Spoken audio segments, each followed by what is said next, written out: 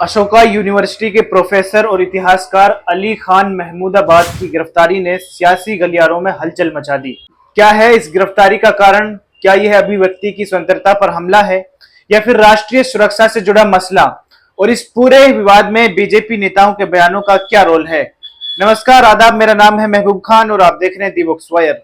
18 मई 2025 को हरियाणा पुलिस ने दिल्ली में अली खान महमूदाबाद को उनके घर से गिरफ्तार किया। हरियाणा पुलिस का कहना है कि अली खान के पोस्ट ने भारतीय सेना और महिलाओं का अपमान किया है और सांप्रदायिक सौहार्द को बिगाड़ने की कोशिश की है। लेकिन अली खान ने क्या लिखा था? उनके फेसबुक पोस्ट में, जो अब वायरल हो चुका है, उन्होंने लिखा था, जिस तरह दक्षिणपंथी विचारधारा और बीजेपी समर्थक एक साथ मिलकर कर्नल सोफिया कुरैशी की तारीफ कर रहे हैं, अगर वह उसी जोश से भीड़ हत्या, बुलडोजर कार्रवाइयों और बीजेपी की नफरत की राजनीति के खिलाफ बोलते तो शायद देश में सांप्रदायिक सौहार्द को बढ़ावा मिलता। ऑपरेशन सिंदूर के नाम पर हिंसा को जायज ठहराना और एक समुदाय को टारगेट करना गलत है। अली खान ने अपने बयान में यह भी कहा कि उनके पोस्ट को गलत समझा गया और वे सेना या किसी महिला अधिकारी का अपमान नहीं कर रहे थे। उन्होंने Haryana state commission for women की समन को खारिज करते हुए कहा कि कमीशन को उनके पोस्ट पर कार्रवाई का अधिकार नहीं है। यह सवाल भी उठता है, क्या अली खान का पोस्ट वाकई आपत्तिजनक था या उनकी आलोचनात्मक टिप्पणी को दबाने की कोशिश है? बुद्धिजीवियों और विपक्षी नेताओं का कहना है कि यह अभिव्यक्ति की स्वतंत्रता पर हमला है। इस मामले में बीजेपी नेताओं के कुछ बयानों ने भी आग में घी डालने का काम किया है। मध्य प्रदेश के बीजेपी के मंत्री विजय शाह ने ऑपरेशन सिंदूर के संदर्भ में कर्नल सोफिया कुरैशी पर टिप्पणी करते हुए कहा, प्रधानमंत्री मोदी जी ने आतंकवादियों की बहन को सेना के विमान में भेजकर उनके घरों में घुसकर सबक सिखाया। आतंकवादियों ने हमारी बहनों को विधवा बनाया तो मोदी जी ने उनके समुदाय की बहनों को भेजकर उन्हें नंगा कर दिया। इस बयान पर भी भारी बवाल हुआ है। कांग्रेस ने इसे सेना की वीरांगता का अपमान बताया और शाह की बर्खास्तगी की मांग की। शाह ने बाद में माफी मांगी, लेकिन इसे उनकी मानसिक अस्थिरता से जोड़ा। बीजेपी के एक और सीएम जगदीश देवड़ा को सुनिए।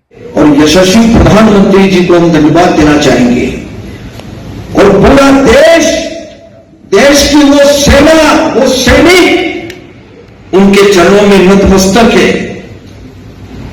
उनके चरणों में पूरा देश नतमस्तक है।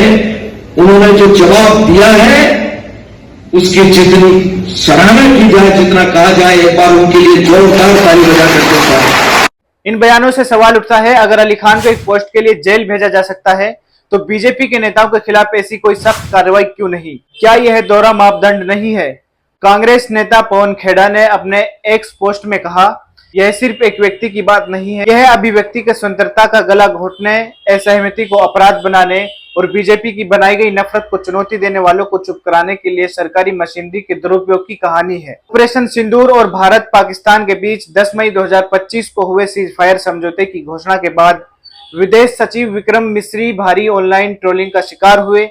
मिस्री ने सीज फायर की घोषणा की थी, जिसमें कहा गया कि दोनों देशों के सैन्य अभियानों के निदेशक जनरल ने समझौते पर सहमति जताई है, लेकिन कुछ सोशल मीडिया यूजर्स, खासकर दक्षिणपंथी खेमे से उन्हें गद्दार, देशद्रोही और पाकिस्तान का एजेंट जैसे शब्दों से निशाना बनाया गया। ट्रोल्स ने मिस्री की बेटी डिडोन मिस्री को भी नहीं बख्शा। उनकी निजी जानकारी जैसे फोन नंबर और लंदन में उनके काम, रोहिंग्या शरणार्थियों को कानूनी सहायता देने को सार्वजनिक कर दिया गया। एक यूजर ने लिखा, विक्रम मिस्री ने अपनी बेटी को विदेश में बसाकर पाकिस्तान के सामने घुटने टेकने का काम किया है।